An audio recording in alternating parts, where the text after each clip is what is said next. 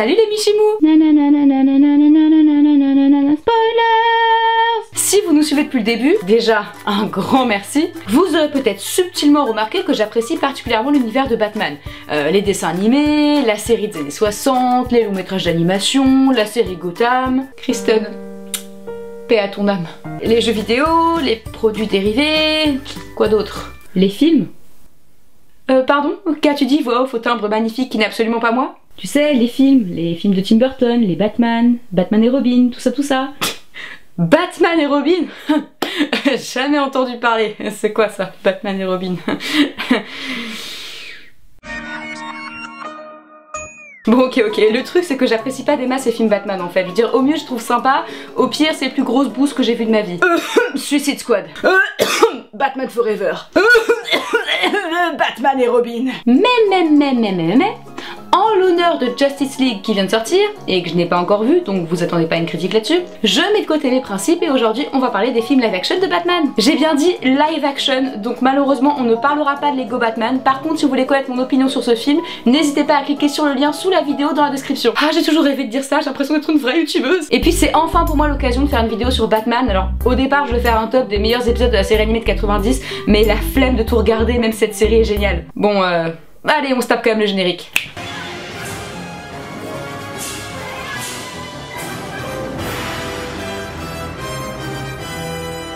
Si vous n'avez jamais regardé cette série mais que la musique vous dit quelque chose, c'est normal parce qu'en fait c'est une reprise de la bande son utilisée par Tim Burton dans son film en... C'est pas ça le premier film live action de Batman, hein? Oui, je sais, mais si j'avais enchaîné avec la série des années 60, ça aurait complètement niqué ma transition, merci.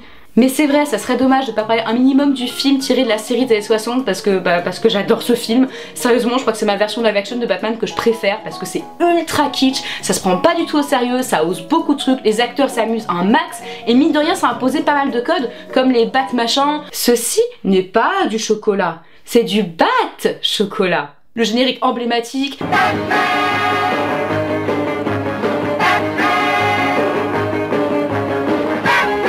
Le mini short de Robin et bien sûr les pow.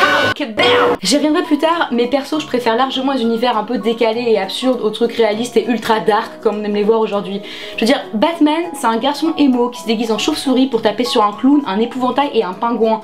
Alors arrêtez de vouloir le rendre genre trop profond et trop mature. Bon d'accord, non, je suis de mauvaise foi parce que je pense que même le concept le plus débile on peut le rendre mature et profond si c'est bien fait. Ce qui m'agace un petit peu en fait c'est qu'aujourd'hui on a tendance à prendre Batman et les super-héros de manière générale beaucoup trop au sérieux. À tel point que souvent la série des années 60 on dit ouais c'est nul mais c'est tripant ou oh c'est à prendre au 36e degré. Alors que c'est ni nul ni à prendre au 36e degré en fait. C'est les intentions des réalisateurs et des acteurs c'était d'en faire un truc kitsch. Tout est ultra assumé du Batman anti-requin jusqu'aux énigmes capillotractées du Sphinx. Qu'est-ce qui pèse 0,2 kg, est perché sur une branche et est très dangereux? Un moineau avec une mitraillette. Edward Nygma, le prince des puzzles. Je suis complètement sérieuse, c'est une vraie énigme du vrai Sphinx. Donc voilà, si vous prenez plaisir à regarder ce film, c'est parce qu'il est réussi et pas parce qu'il est tellement mauvais que ça en est brillant. D'ailleurs, si ce film n'avait pas existé, peut-être que Batman se serait complètement arrêté parce qu'à cette époque-là, les comics se vendaient plus et c'est ce film et la série qui ont réussi à relancer la hype. Donc merci. Grâce au succès du film et de la série, les scénaristes de comics sont de nouveau intéressés par Batman. Mais cette fois-ci, ils vont aller chercher des histoires un petit peu plus élaborées, un peu plus matures, un peu plus adultes on va dire. Et c'est dans cet état d'esprit que la Warner décide de lancer sa propre saga Batman au cinéma. Et là, elle gère ma transition. Et cette saga commence en 1989 par Batman, avec Michael Keaton dans le rôle de Batman et Jack Nicholson dans le rôle du Joker. Déjà, resituons un petit peu le contexte. En 1989, Tim Burton est au sommet de sa gloire grâce notamment au succès de Beetlejuice qu'il a réalisé un an auparavant avec également Michael Keaton à l'affiche. Du coup, Warner décide de confier leur projet de faire une saga Batman à ce jeune prodige de Tim qui n'est pas du tout fan de comics. Du tout. Et quand on connaît un petit peu les comics Batman, on sent que Tim Burton il y connaissait absolument rien du tout. Il a dit lui-même que le seul qu'il ait vraiment adoré c'était The Killing Joke, qui est un très bon comics, mais se baser sur un seul comics pour essayer de reproduire une mythologie qui dure depuis des décennies, c'est quand même un petit peu mince. Alors je vais le dire tout de suite, Batman est un bon film. Mais en tant qu'adaptation, c'est de la merde. Alors je vais pas rentrer dans le débat de qu'est-ce qu'est une bonne adaptation parce que ça prendrait des heures et que je crois qu'on a tous un avis plus ou moins différent là-dessus. Mais pour moi, une bonne adaptation, c'est un film qui respecte, on va dire, l'essence de l'œuvre de base, l'âme de l'œuvre de base, les intentions que l'auteur avait dans son œuvre de base, voilà. Je m'en fiche qu'il rajoute des personnages, qu'il supprime des scènes, qu'un personnage change de sexe, qu'un personnage change d'origine ethnique, tout ça, je m'en fiche, du moment que vraiment l'âme de l'œuvre source est respectée. Et à mon humble avis, c'est pas le cas dans le Batman de Tim Burton, qui par exemple n'a absolument rien capté à la relation Batman-Joker. Dans les comics, le Joker et Batman sont aussi bien amis qu'ennemis en fait, voire plus. L'un ne peut pas vivre sans l'autre, ils se complètent mutuellement. Batman est la raison de vivre du Joker et le Joker est la raison de vivre de Batman. Ils ont une relation qui est super complexe, pour pas dire l'une des relations les plus complexes de toute la fiction. Et que fait Tim Burton? Une histoire avec le gentil qui fait taper sur le méchant et le méchant il a enlevé la copine du gentil et à la fin le gentil il tue le méchant. Il a réussi à rendre l'histoire la moins manichéenne du monde, un truc ultra manichéen. Puis merde quoi, le Joker et Batman qui se disputent les faveurs d'une fille. Bon déjà niveau dilemme c'est pas ultra original parce que bon il y a ça dans absolument tous les films, mais en plus je crois que jamais il y a bien un truc qui sera jamais une source de conflit entre ces deux là, c'est une fille. Même au niveau du passé du Joker c'est disons facile quoi, je veux dire le Joker qui est le tueur des parents de Batman, sérieusement, c'était juste une raison beaucoup trop véhiculée à Batman pour le haïr et ça enlève beaucoup de la complexité du personnage. À part ça j'aime bien Michael Keaton dans le rôle de Batman, je trouve qu'il se débrouille bien. D'ailleurs le pauvre il s'était pris plein la gueule quand il avait été annoncé pour le rôle de Batman parce que jusque là il était connu pour ses rôles de comique on va dire, donc ça n'avait pas trop plu aux fans. Mais moi j'aime bien comment il joue Bruce surtout en fait, parce qu'il joue de manière très timide, limite introvertie, et tu t'imagines pas du tout qu'un mec comme ça pourrait être un super héros en fait. Pour Jack Nicholson, bah il joue du Jack Nicholson, donc il est très très bon dans les rôles de psychopathe. Après je suis pas trop fan de cette version du Joker, mais je pense pas que ce soit vraiment de la faute de Jack Nicholson. Après on a beau critiquer Tim Burton, ça reste quand même le roi pour moi de l'esthétisme gothique. Du coup le rendu de la ville de Gotham est très beau parce qu'on voit que c'est une ville qui n'existe pas en fait, qu'elle est presque hors du temps, et c'est pas n'importe quelle ville lambda américaine avec des gratte-ciel et tout ça, il y a vraiment une recherche dans le design de la ville. J'aime bien aussi le fait que Batman arrive au final assez tard dans le film parce que du coup ça le rend encore plus mystérieux, encore plus ouais le personnage qui se cache dans l'ombre et tout. Tu sens qu'il est là, tu sens sa présence mais tu l'as pas encore vraiment vu et je trouve que du coup ça rend un effet qui est très bon pour un personnage comme Batman. Après voilà, le fait que le film est centré essentiellement sur le Joker c'est juste une excuse de Tim Burton pour traiter encore une fois du personnage de l'artiste incompris qui fout dans absolument tous ses films. On dirait pas comme ça mais je vous jure que j'aime bien Tim Burton hein. Le film fut un succès, du coup Warner donna le feu vert à Tim Burton pour réaliser la suite, Batman le défi en 1992 avec de nouveau Michael Keaton en Batman. Cette fois-ci plus de Joker, bah non puisque Batman l'a tué. Ah ça m'écorche la bouche de dire ça. Mais on a deux nouveaux méchants, Catwoman jouée par Michelle Pfeiffer et le pingouin joué par Danny DeVito. J'ai pas grand chose à dire sur ce film à part que je trouve qu'il est légèrement supérieur au premier parce que Tim Burton est plus à l'aise avec l'univers de Batman et qu'il ajoute quelques touches personnelles aussi. J'aime bien cette version de Catwoman, j'adore son costume, j'aime beaucoup son histoire, j'aime bien la relation qu'elle a avec Batman aussi, je trouve que c'est bien fait. Pareil pour le pingouin, j'aime beaucoup aussi l'histoire qu'ils lui ont donnée, je trouve qu'elle est à la fois originale, drôle et sombre tout en respectant quand même les origines qu'il a dans le comics. J'aime bien le fait qu'il essaie d'être maire aussi parce que c'est un joli clin d'œil à la série des années 60 où il y avait un épisode où justement il essayait d'être maire. Cobblepot, président, Cobblepot, président. Mais Tim Burton étant Tim Burton, il a incorporé à ce film pas mal de petits éléments qui n'étaient pas vraiment adaptés à un public familial on va dire. Du coup Warner a eu peur de perdre leur public et ils ont pris la décision de ne pas confier les prochains Batman à Tim Burton. C'est alors qu'entre en jeu Joel Schumacher. Il sera donc chargé de réaliser le reste de la saga avec Batman Forever en 1995, dont le titre est très ironique parce que ça va pas durer pour toujours, et le très fameux Batman et Robin. D'ailleurs bizarrement le film qui parle de la rencontre entre Batman et Robin c'est pas Batman et Robin, c'est Batman Forever. Ce qui prouve à quel point les films de Schumacher sont débiles parce qu'il sait même pas choisir un titre. Batman et Robin n'est pas seulement connu pour être le pire film Batman, c'est aussi l'un des pires films de super-héros, voire l'un des pires films du monde. Avec ce genre de design pour les costumes, ce genre de répliques. Je veux une bagnole.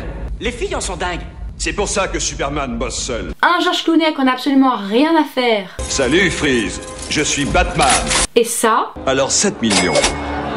Disons, pour ne pas être trop vulgaire et pour citer Richie Toyser, That movie does smell like caca to me, senor. D'ailleurs, pour ceux qui se demanderaient pourquoi tout le monde déteste autant cette putain de bad carte de crédit, disons que c'est le truc qui a complètement signé l'arrêt de mort du film. Ça arrive environ à la moitié, toi ça fait 1h30, tu t'accroches à l'espoir de te dire que peut-être que la deuxième partie sera meilleure, et là bam, bad carte de crédit dans ta face, et tu sais que c'est foutu, et là tu pleures pendant le reste du film. Mais la nullité absolue de Batman et Robin a du bon. Et oui, car ça rend Batman Forever beaucoup plus supportable alors que c'est bien de la merde aussi. C'est juste un peu moins de la merde.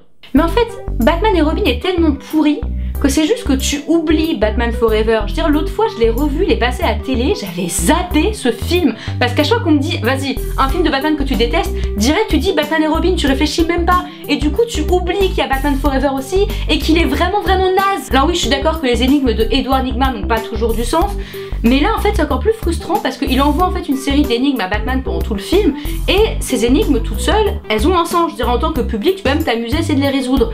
Mais sauf qu'en fait chaque énigme est une pièce du puzzle pour résoudre la grosse énigme de fin, et la grosse énigme de fin c'est l'homme mystère, c'est Edward Nygma. Je veux dire, comment tu fais pour ne pas deviner Batman, qui est censé être le plus grand détective au monde?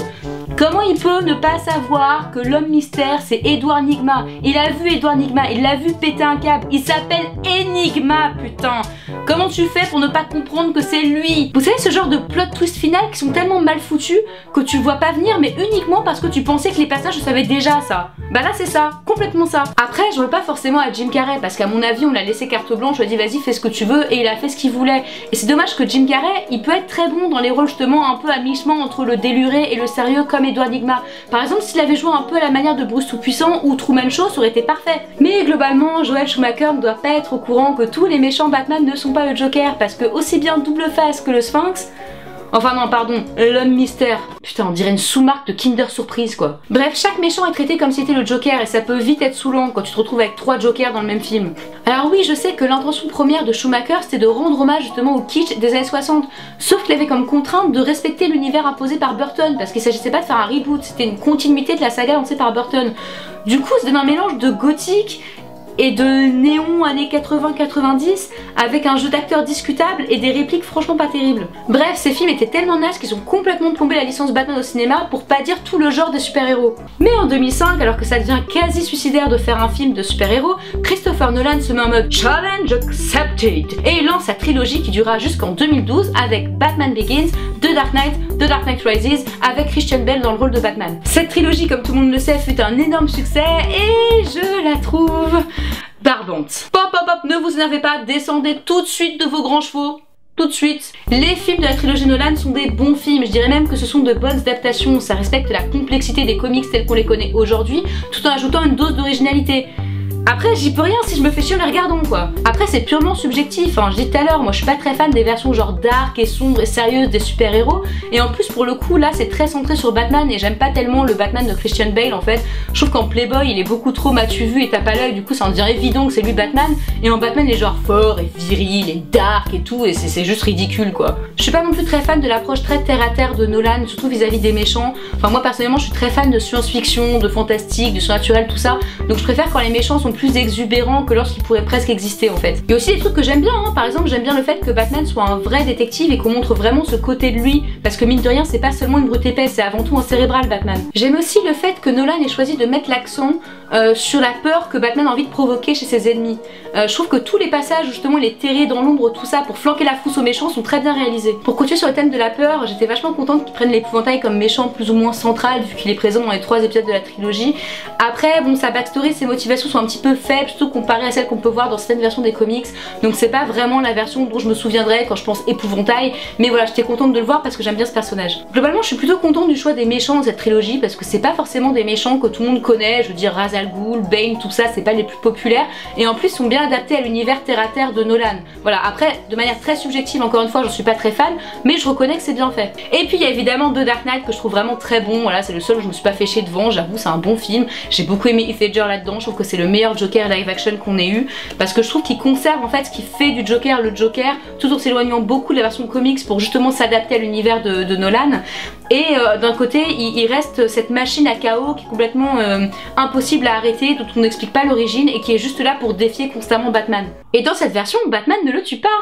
Et grâce au succès de cette trilogie, les films de super-héros sont sauvés. Les gens se précipitent dans les salles pour aller voir tous les Marvel, et du coup DC n'arrive plus vraiment à tenir le rythme malheureusement. Et en guise de riposte pour contrer Marvel, DC lance son propre DC Cinematic Universe avec Man of Steel, Batman contre Superman, Suicide Squad, Wonder Woman, Justice League, il y en a d'autres qui vont suivre, et Ben Affleck dans le rôle de Batman. Sauf que le DC Cinematic Universe divise un peu et fait pas vraiment l'unanimité, parce que les gens trouvent que leurs films sont trop longs, trop sombres, trop prises de tête comparé à Marvel qui est plus fun et familial, et DC se retrouve quelque part pris à leur propre jeu, vu que le style sombre qui plaisait tant qu'ils ont imposé eux-mêmes dans les années 2000, bah rapporte beaucoup moins maintenant. Pourtant perso je préfère largement le DC Cinematic Universe à Marvel. Bon alors déjà parce que je préfère les super-héros DC, hein, je préfère largement Batman, Superman, Wonder Woman, tout ça, genre Iron Man et Captain America. Mais aussi parce que je trouve que DC, en tout cas avec Man of Steel et Batman contre Superman, ils ont vraiment essayé de faire leur truc à eux et pas forcément de copier Marvel. Eux ils sont plutôt partis dans la complexité des personnages, dans la mythologie, tout en s'éloignant quand même du côté terre à terre de Nolan. Ils ont vraiment fait un truc unique et différent. Et comme ils ont vu que ça marchait pas bien, l'originalité, bah du coup ils ont cédé la facilité en essayant de copier Marvel, et c'est comme ça qu'on a eu le désastre qu'était Suicide Squad. Alors je vais pas trop m'étendre sur Suicide Squad parce que déjà c'est pas vraiment un film Batman, et 2 je l'ai vu il y a longtemps quand il est sorti au cinéma et j'ai aucune envie de me le retaper pour cette review. Mais pour vous donner une idée, à la fin du film, je suis littéralement allée voir des gens au hasard dans la rue et je leur ai crié « N'allez pas voir Suicide Squad !» Le Joker est complètement foiré, Jared Leto n'a aucune idée de ce qu'il fait. Enfin, il a même pas d'identité ce Joker là en fait, c'est juste genre un chef de gang un peu thug, genre on dirait un gamin de 12 ans qui se la joue gangsta. Même son rire, il a même pas un rire vraiment spécial, il a fait que recopier le rire de Heath Ledger.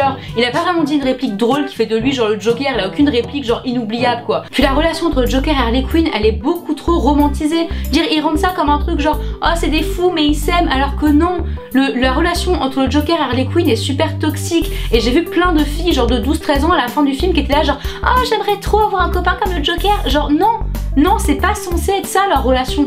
Si vous aimez le couple Joker-Harley Quinn, tant mieux, mais soyez conscients quand même que c'est pas une relation à laquelle il faudrait s'identifier, d'accord? C'est pas un bon exemple de relation. Je veux dire, dans un des épisodes de la série animée, le Joker la balance du haut d'un immeuble, d'accord? Et elle revient quand même vers lui. Donc arrêtez s'il vous plaît les médias de romantiser cette relation, de faire genre c'est une belle relation, c'est pas le cas. Concernant Justice League, je sais pas trop à quoi m'attendre parce que j'ai vu aucun trailer, rien. Donc ça peut être réussi, ça peut être foiré.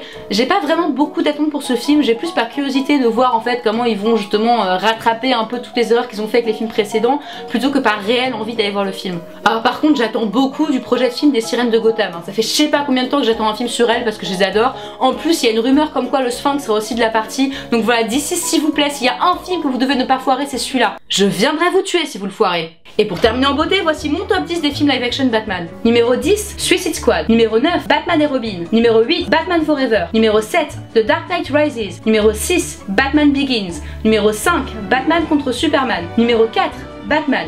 Numéro 3, Batman le défi. Numéro 2, The Dark Knight. Et numéro 1, le film des années 60. Et mes Batman préférés, de celui que j'aime le moins à celui que j'aime le plus: Val Kilmer, George Clooney, Christian Bale, Michael Keaton, Ben Affleck, Adam West. Et voilà. Est-ce que vous partagez mon avis? Est-ce que vous aussi vous préférez le kitsch léger et drôle des années 60 au côté sombre et sérieux des années 2000? Sommes-nous en train de faire une web série sur les pensionnaires d'Arkham? Vous le saurez dans les prochaines vidéos des Tabliers Ronds.